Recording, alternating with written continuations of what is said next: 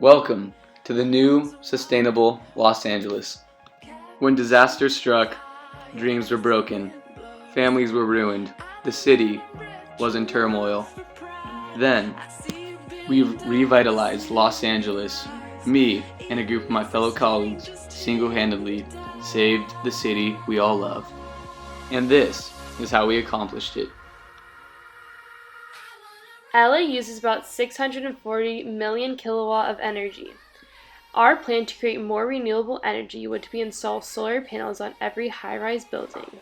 We would also use tidal energy by harnessing offshore tidal streams to supply the energy needs. To reduce the energy used in LA, we would install LED lights and street lamps in other public places.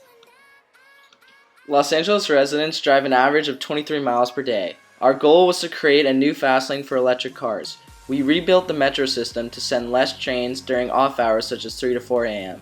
to conserve energy. LAX is the largest and busiest airport in California. To conserve energy, we redesigned it with glass that allows more natural light to conserve more energy rather than using electrical lights.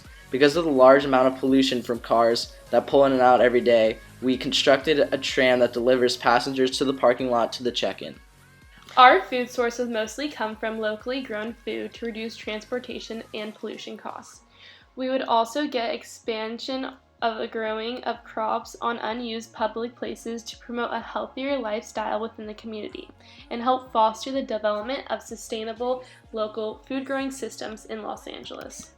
The location of businesses, shopping, and residential areas are all located throughout the city in different communities, spreading the amount of consumerism through the whole city. We would create more residential buildings in downtown Los Angeles so people do not have to commute to work. To get rid of waste, we would move the waste to the sanitation districts of LA. We would not use an incineration method because LA already has a problem with pollution.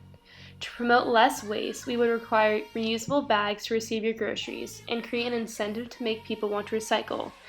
For example, an incentive could be to get money back for every pound that you recycle into your bins.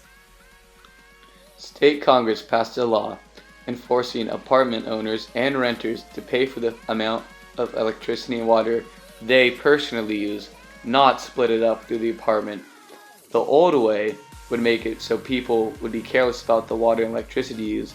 Now, it's on them and they're responsible for what they used.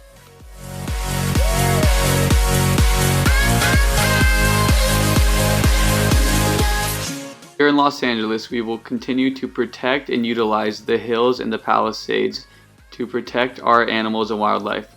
We will create large parks in the different districts of Los Angeles to bring together the communities and also increase the amount of trees into the area. It will then decrease the amount of CO2 being produced every day, making the air cleaner.